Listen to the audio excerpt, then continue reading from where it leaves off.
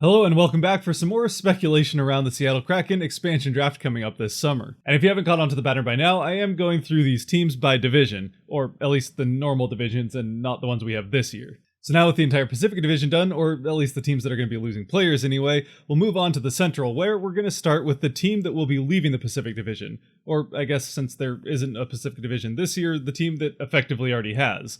The Arizona Coyotes.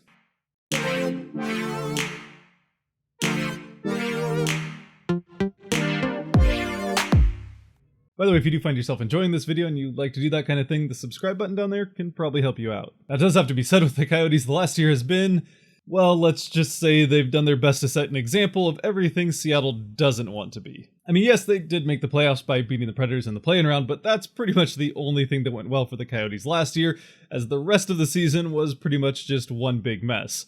And really, that extended into the offseason. And to be honest, when it comes to looking at this roster and who the Kraken could end up getting from this team, well, it kind of shows. I mean, yes, most of the top end that got them to the playoffs last year is still there, but they will all end up getting protected. So then when it comes to the depth, which is where the Kraken will be looking, that's where they could be in some trouble. But before we get any more into that, let's go over who at least I think will probably end up being protected for the Coyotes, assuming this roster stays the same. On the forward end, Phil Kessel has a no movement clause, so he'll have to be protected if he doesn't waive it. Also protected would be Clayton Keller, Nick Schmaltz, Lawson Krause, Connor Garland, and the two Christians, Dvorak and Fisher. Now on the forward end, it is also probably fair to mention that Tyler Pitlick could still definitely play his way onto this protection list, and if he were to do so, he would probably most likely take the spot of Christian Fischer. But at least for now, I'm going to stick with Fisher on this protection list because he is 6 years younger than Pitlick, and especially considering the Coyotes are now quite a bit lighter when it comes to younger talent after having lost a number of draft picks last year, I think they're probably going to want to err on the side of keeping some of their younger guys. And then on the defensive end, much like with Vancouver, the Coyotes currently only have two guys that will fulfill that exposure requirement of one guy that has to be under contract and has a certain amount of NHL experience. So they're going to have to re-sign somebody if they want to keep both Oliver Ekman-Larsson and Jacob Chychrun protected, who I do think both of them are going to end up on this protection list. And then when it comes to that third protection spot on the defensive end, once again leaning towards this team probably protecting more of their younger guys, I think that spot probably ends up going to Kyle Capobianco. Although he has kind of been up and down a lot from the AHL to the NHL over the last few years, including even being waived by the team before being sent back down to the AHL just a couple of weeks ago. So it's far from a sure thing that he'll end up on this protection list.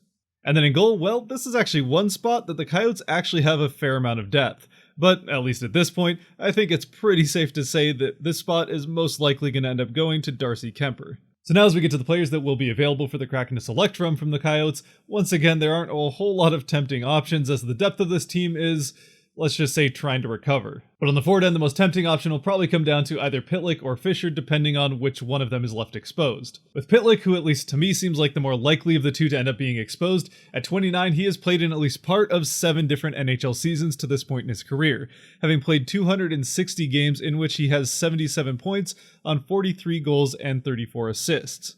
So for Pitlick, it does seem at this point he probably is unlikely to become the points producer that you would want on one of your top lines, but if he can be a more physical type of player that you can put on a third line, then maybe he could find a spot in Seattle. And who knows what the future can hold for Pitlick, but with Arizona already being the 4th NHL team he has played for, if he were to find a long-term home in Seattle, maybe that stability could start to get a little bit more production out of him. Meanwhile, with Christian Fischer, he has played his entire career so far with the Coyotes, at the age of 23 having played in part of 5 different NHL seasons with 221 games to his name, in that time having 63 points on 35 goals and 28 assists. So statistically, he looks fairly similar to Pitlick, just 6 years younger. But while from a points production standpoint, Pitlick has been pretty consistent over the course of his career, scoring about a point every 3 games, Fisher has had a much different story, having a very strong rookie season, scoring 33 points in 79 games, but ever since then steadily regressing year over year, last year scoring just 9 points in 56 games played, and has yet to score this year in 8 games. And when it comes to advanced stats, well, there really isn't a huge difference between Pitlick and Fisher to this point in their careers, with maybe a slight edge going to Pitlick. So once again with Fisher, it's much the same story, that picking him would very much just be rolling the dice, that he can hopefully get back to more what he was in his rookie season. And once again, who knows, just like how a consistent home might be what Pitlick needs, maybe a change of scenery is what Fisher is needing to get back to more of those numbers. But again, if it was to come down to one of these two players, once again Fischer is 6 years younger, which is a pretty significant amount of time to find his way in the NHL. Another young guy, though, that could be a tempting option and very likely will be available is Braden Burke. And for Braden Burke, he's never played in the NHL. No, not even 2 or 3 games in the NHL. He's yet to make his debut. But at the AHL level last season, he did put up 51 points in 52 games, so he has been a pretty good points producer at that level. And if he can bring most or at least some of that points production to the NHL level in the next couple of years, at the age of 24, he could be a decent option for the future. So now as we move on to the defensive end for the Arizona Coyotes, once again there are still a few things that need to happen here to bring this picture fully into view, as they will need to sign at least one more guy with some NHL experience, unless they want to lose their 16th overall pick from a few years ago in Jacob Chychrun. But since that is pretty unlikely, I do think that at least one of, if not both, Jason Demers and Nicholas Jarmelson end up getting re-signed by this team, and both probably end up being exposed. And yes, Capobianco, who we also talked about earlier, is under contract until 2022, but if they wanted to use him to meet the exposure requirements, then he would have to play another 25 games this season, which, considering he's at the AHL level right now, I don't think is terribly likely. But since we're talking about him anyway, if Seattle just had their minds up that they wanted a young defenseman specifically from Arizona,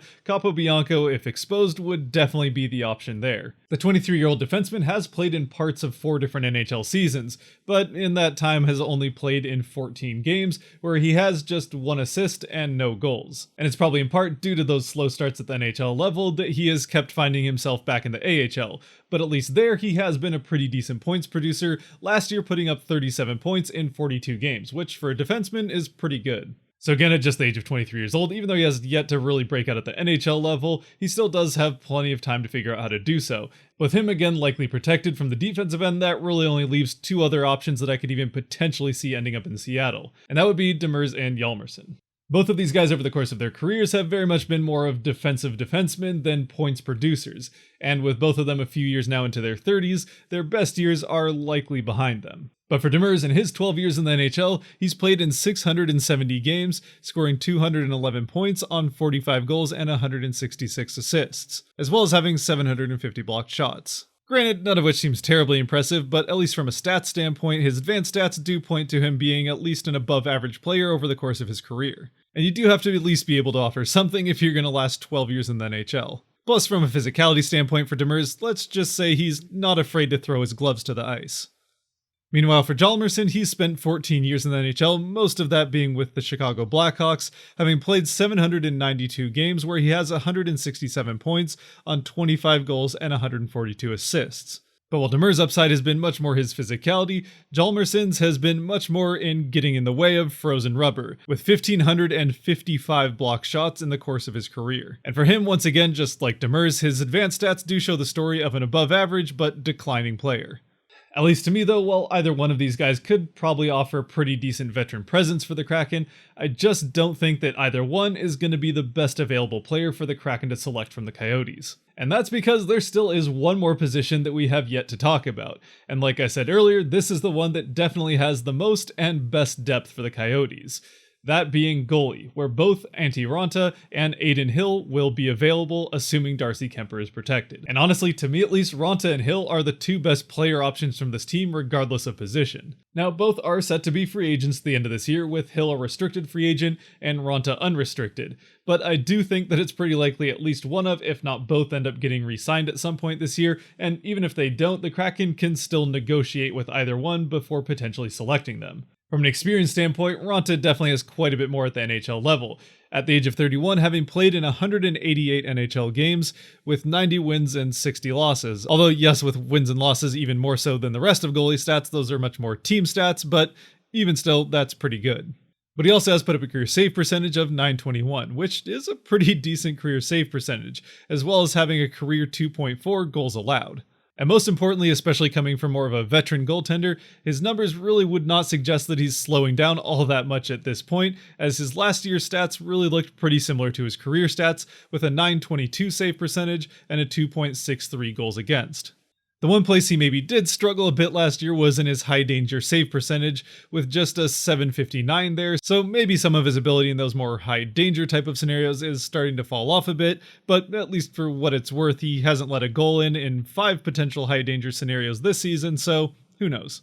Now, I do think that with a few teams probably looking for a goalie to make that push for the playoffs, which I'm not sure Arizona will necessarily be looking to do themselves, Raanta could end up getting traded over the course of this season. But even if he doesn't get traded, I do think that the better option here is probably Adin Hill. And I say that because even though he has just 30 NHL games under his belt, he also is just 24 years old. So with the Kraken also probably looking for more of a goaltender of the future to go with a goalie that is more of a veteran that they can start right away, Hill could definitely provide that option. Plus in that admittedly somewhat little NHL experience that he does have to this point, which came over the course of 3 seasons, he did improve in each of those seasons, having currently just a career save percentage of .907 and a goals against of 2.81. But last year in the 13 games he played at the NHL level, he had a save percentage of .918 and a goals against of 2.62. So he definitely did show improvement over what he had done in the past. Plus, for what it's worth, unlike Raanta, he did have a pretty good save percentage in high danger scenarios with a .917. Now, it is also fair to point out from an AHL perspective, again because of his limited NHL experience, that his stats really haven't looked all that different in the AHL than what they look like in the NHL. But again, with goalie stats kind of being the way they are and that they are largely also team stats, it's hard to say how much of that is the Roadrunners versus the Coyotes and how much of that is actually Adin Hill. Either way though, if he can continue to show some of that year-over-year improvement this year, I do think he is a very good young goalie option that the Kraken could pick up and maybe even put in the AHL as their goalie for the future. But honestly, I even think that he's shown enough at the NHL level to this point that he would probably be even worth the Kraken giving another shot to as a backup goalie to see what he can once again do at the NHL level. Even if he isn't quite to the point of being ready to be a starting goaltender in the NHL, at least yet anyway. So once again for the Coyotes, while there are some options at both the forward and defensive end for this team, when it comes time for the expansion draft, I do think that the best option for the Kraken is going to come from one of these two very draftable goaltenders. Oh, and before we end, I thought I would actually throw in towards the end of each of these videos some potential trade scenario type of things for each team, but with the Coyotes, I don't really think there is any. They might want to try to trade Phil Kessel's contract, but I just don't really see anything that Seattle would really want from them, especially considering the only other thing they could want in draft picks is something the Coyotes really don't have a ton of and probably aren't going to want to be parting with. So when it comes to trade scenarios, I don't really see anything happening with Arizona. And so with that being said, as always, if you have made it to this point in the video, thank you very much for watching. If you did like or enjoy this video, let me know by hitting some of those buttons down below. Otherwise, I'd love to know your thoughts on what you think the outlook for the Coyotes is down in the comments section. Otherwise, stay safe out there and be good to each other. Peace.